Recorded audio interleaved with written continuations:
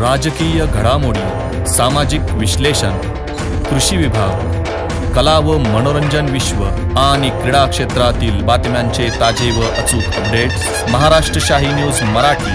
बातमी मागची बातमी, शोध सत्याचा।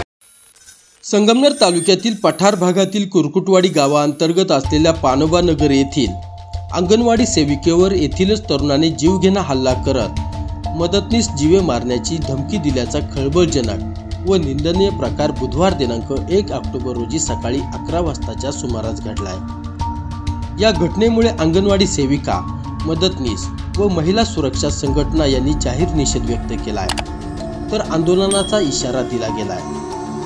कुरकुटवाडी गावातील अंगणवाडी सेविका शीतल गोकुळ कुरकुटे या पानोबा नगर येथील अंगणवाडीवर काम करतात। येथील अंगणवाडी जवळ शांताराम शेळके यांचे घर असून मंगळवार दिनांक 30 सप्टेंबर रोजी सायंकाळी 7 वाजताच्या सुमारास त्यांचा मुलगा वैभव उर्फ बाबू शांताराम शेळके यांनी त्यांचे घरी जाऊन विनाकारण शिवीगाळ केली आहे। या दरम्यान बुधवारी सकाळी 11 वाजताच्या सुमारास शीतल व तिचा पती गोकुळ कुरकुटे व मदतनीस तेजल कुरकुटे, संगीता कुरकुटे, नीता कुरकुटे, गावचे तंटामुक्ती अध्यक्ष युवराज कुरकुटे, सरपंच बाळासाहेब कुरकुटे व इतर ग्रामस्थ त्यांचे घरी जाऊन त्याचे आई वडील व त्याला समजावून सांगून परतत असताना वैभवने हातात दगड धरून मारला। तो शीतलच्या उजव्या हाताच्या मनगाटावर लागून तिला गंभीर जखमी केलाय, तर डोक्याला मुका मार लागलाय। यात ती रक्तबंबाळ झाल्याने तिला चक्कर येऊन ती जमिनीवर कोसळली। अंगणवाडी मदतनीस तेजल कुरकुटे यांना वाईट शिवीगाळ करून जीवे मारण्याची धमकी दिल्याचा प्रकार घडलाय।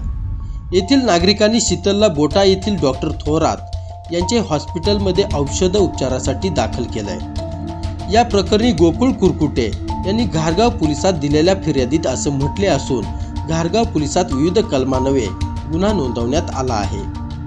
या दरम्यान शुक्रवार दिनांक 3 ऑक्टोबर रोजी मदतनीस तेजल प्रमोद कुरकुटे पानोबा नगर येथील अंगणवाडीत जात असताना त्यांना पाहून वैभवने शिवीगाळ करत कोण शाळा उघडतो त्याच्याकडे बघतोच असा दम देत माझ्या वाट्याला गेले तर तुम्हाला जिवंत ठेवणार नाही अशी धमकी दिल्याची तक्रार मदतनीस तेजल कुरकुटे यांनी घारगाव पोलिसांत दिली आहे। या दोन्ही घटनांचा पुढील तपास पोलीस हेड कॉन्स्टेबल बाबुराव गोडे करत आहे। या दरम्यान महिला दक्षता कमिटीच्या भाग्यश्री नरवडे, श्री मुक्ती संघटनेच्या शकुंतला कुरकुटे, मंगल कुरकुटे, पठार भागातील अंगणवाडी सेविका मदतनीस यांनी या घटनेचा निषेध व्यक्त करत आंदोलनाचा इशारा दिला। शकुंतला कुरकुटे, कुरकुटवाडी, काल जे आता शीतल अंगणवाडी शिक्षिका आहे त्यांच्यावर जो एका व्यक्तीने हल्ला केला त्या हल्ल्याचा पहिल्यांदा मी निषेध करते। कारण महिला सुरक्षित असतील तर राज्य सुरक्षित होईल, गाव सुरक्षित होईल, वाड्या सुरक्षित होतील। आज जर तुम्ही महिलांना 1,500 रुपये देताय, मी सरकारचा तसा आभार मानते, ठीक आहे तुम्ही देताय, पण महिलांच्या सुरक्षेचा जो प्रश्न आहे तो ऐरणीवर आलेला आहे। आता ही जी महिला आहे ती गेले अनेक वर्ष अंगणवाडी शिक्षिका आहे आणि तो जो व्यक्ती आहे तो व्यक्ती महिला म्हणून हिने अजूनपर्यंत पाऊल उचललं नव्हतं।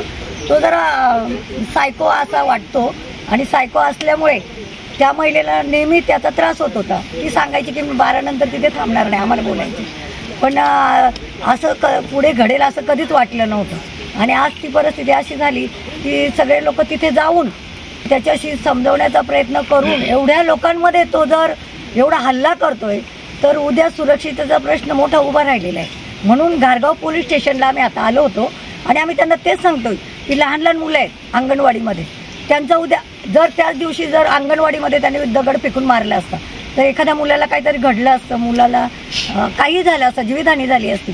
आज या महिलेची सुद्धा जीवितहानी झाली तर 2 मुलं आहेत तिची, तिला जर डोक्याला मार लागला असता, त्यांनी मार लागला तो हातावर गेलाय आणि हाताला टाके पडलेत, पण तेच जर मेंदूला मार लागला असता तर आपण काय केलं। आणि त्यावेळी आमच्या गावचे कार्यकर्ते तिथे उभे होते, तंटामुक्ती अध्यक्ष तिथे असताना, सरपंच तिथे असताना आणि 2-3 महिला तिथे असताना एवढ्या लोकांमधून त्यांनी जाऊन दगड उचलून तिला हे केलंय, तर उद्या सुरक्षिततेचा प्रश्न केवढा मोठा निर्माण झालेला आहे आमच्या गावामध्ये। पानोबा वस्तीमध्ये आज कोणीही जायला घाबरते का की 2-3 दिवसापूर्वी ही घटना घडलेली। आज जी महिला परत गेली की जी सेविका आहे ती त्या ठिकाणी गेलेली होती, तिथं सुद्धा तो म्हणजे त्याला बडगा नाही आहे पोलीस स्टेशनचा.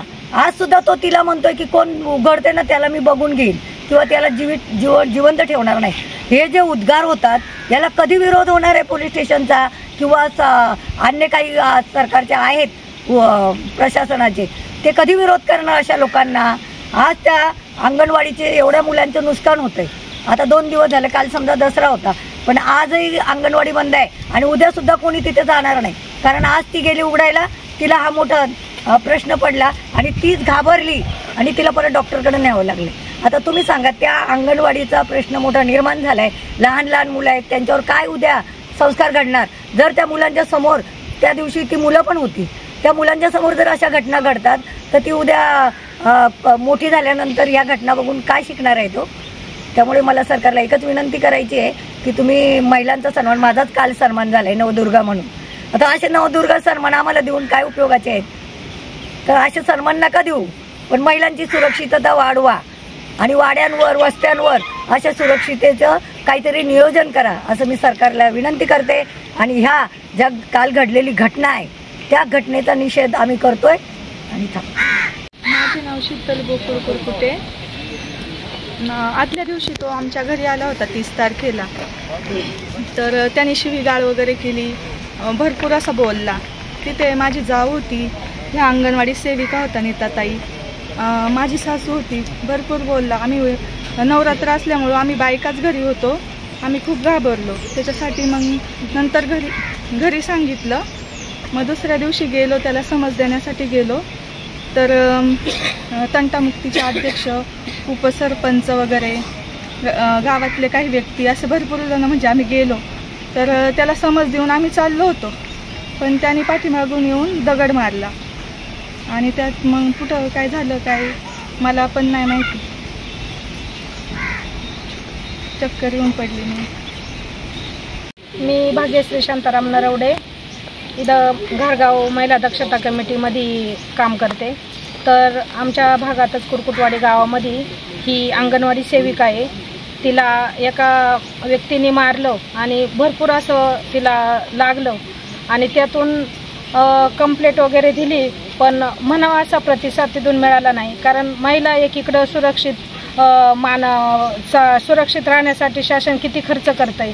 एकीका महिलांना 1500 रुपये देऊन त्यांची हेळसांड कशी ग्रामीण भागातल्या महिलांची होती हे देखील शासनाने दखल घेतली पाहिजे. आणि लहान मुलांवर संस्कार काय द्यावेत? लहान मुलांदेखत जर अशा घटना घडल्या तर आपण करतोय काय आणि आपल्याकडे लक्ष कोणाचं आहे की नाही? आता पोलीस स्टेशन नुसतं येऊन गेलं, पण त्यांनी सुद्धा अजून तसं म्हणावा असा प्रतिसाद मिळालेला नाही.